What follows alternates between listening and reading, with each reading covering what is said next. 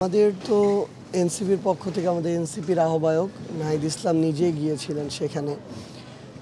কিন্তু আসলে এমন একটা ঘটনা, প্রথম যে ঘটনাটা ছিল এটা শুধু আমরা নয়, পুরো দেশের মানুষই আসলে মানে মর্মাহত হওয়া শুধু নয়, এটা আসলে সবার হৃদয়ে রক্তক্ষরণ করেছিল যে ভাই আমাদের এই নতুন বাংলাদেশের জন্য জীবন দিয়েছে, তার একজন কন্যা আমাদের একজন বোনের সাথে এই যে ঘটনা, নৃশংস ঘটনা, এটা তো শুধু আমাদের এই বোন লামিয়া নয়, পৃথিবীর কোনো বোনের সাথেই কেউ প্রত্যাশা করে না।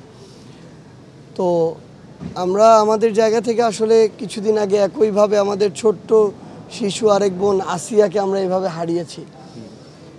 তো যতদিন না আসলে এই যে কালপ্রিটরা, আসলে এদেরকে তো শয়তানের সাথে তুলনা করা যায় না, এটা তো মানুষ নয়, মানুষরূপী অবশ্যই পশু।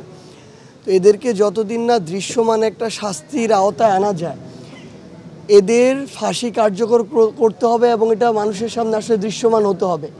সেটা যদি সামনে উন্মুক্ত জায়গায় করতে পারে উন্মুক্ত জায়গায়, না পারলে সেটার ছবি বা ভিডিও ফুটেজ মানুষের চোখের সামনে আসা উচিত। মানে মানুষ এখন বিবেকবোধ হারাতে হারাতে এমন জায়গায় গিয়েছে যে এই নৃশংস ঘটনাগুলো এখন আমরা বারবার দেখছি। আমরা আমাদের মাকে কখনো আমাদের বোন লামিয়াকে ফিরিয়ে দিতে পারবো না। মাত্র আমাদের মাকে যখন আমরা মানে কখনো তাকে সান্ত্বনা শব্দ দিয়ে দেওয়া যায় না, তারপরে যখন চেষ্টা করছিলাম তিনি বললেন একটা কথাই, যে তোমরা কি আমার লামিয়াকে ফিরিয়ে দিতে পারবে কিনা। এর কোনো উত্তর আমাদের কাছে নেই, এটা এই পৃথিবীতে আর সম্ভব না। তো আমরা শুধু এই অন্তর্বর্তীকালীন সরকার সহ আগামীর বাংলাদেশের যারাই এই গুরুত্বপূর্ণ দায়িত্বগুলোতে থাকবে, আমরা একটা জিনিসই তাদের কাছে চাইব, যে ধর্ষকের প্রকাশ্যে এই মৃত্যুদণ্ডের ব্যবস্থা করতে হবে।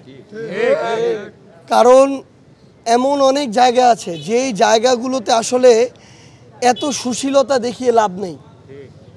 একটা সময় ছিল এই বাংলাদেশে যখন প্রচুর অ্যাসিড নিক্ষেপ হতো, যখন অ্যাসিড নিক্ষেপের সর্বোচ্চ শাস্তি মৃত্যুদণ্ড করা হলো, এরপর থেকে কিন্তু এটা অনেক কমে গিয়েছে। তো এমন কিছু মানুষ আছে আসলে যাদেরকে তারা যেরকম ডিজার্ভ করে, তাদেরকে তাদের বিরুদ্ধে সেরকমই শাস্তি দিতে হবে, অ্যাকশন নিতে হবে।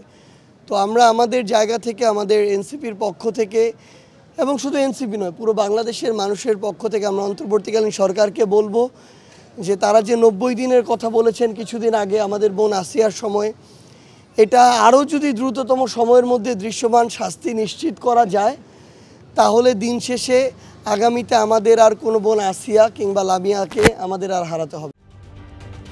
ঢালাইয়ে দৃঢ়তা, নির্মাণে নিশ্চয়তা, প্রিমিয়ার সিমেন্ট, ঢালাইয়ের রাজা। আমাদের একজন ভাইকে আমরা হারিয়েছি এই অভ্যুত্থানে। আসলে খুব স্বাভাবিকভাবে মানে একটা মানুষ যখন বিবেকবোধ হারিয়ে ফেলে তখন এই ধরনের মানে নৃশংস ঘটনার সাথে জড়িত হয়। কিন্তু তারপরও মানুষের ন্যূনতম যদি বিবেকবোধ থাকে, অন্তত এইটুকু মাথায় কাজ করবে যে তার বাবা এই অভ্যুত্থানের একজন শহীদ। কিন্তু সেটাও আসলে যেই নরপশুর মাথায় কাজ করেনি, আমরা বাইরে থেকে কিভাবে বুঝবো যে কার মাথায় কি চলছে।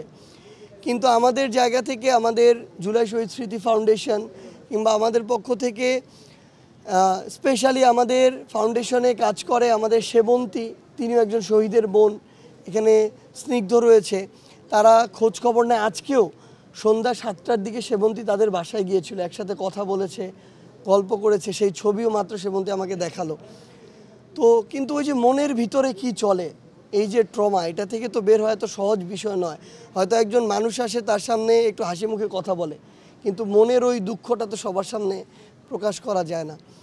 তো আসলে দিন শেষে আমরা ওই একটা জিনিসই বলতে চাই যে এটা আমরা এই পৃথিবীতে কিংবা এই দেশে আমরা লামিয়াকে, আসিয়াকে আমাদের নিজেদের বোনের জায়গায় যদি দাঁড় করাই, তাহলে আমরা আর আমাদের এরকম কোনো বোনকে হারাতে চাই না। এটার জন্য সরকার তার জায়গা থেকে যত দ্রুত যে ব্যবস্থা নিক না কেন, পুরো দেশের মানুষের এখানে অকুণ্ঠ সমর্থন থাকবে।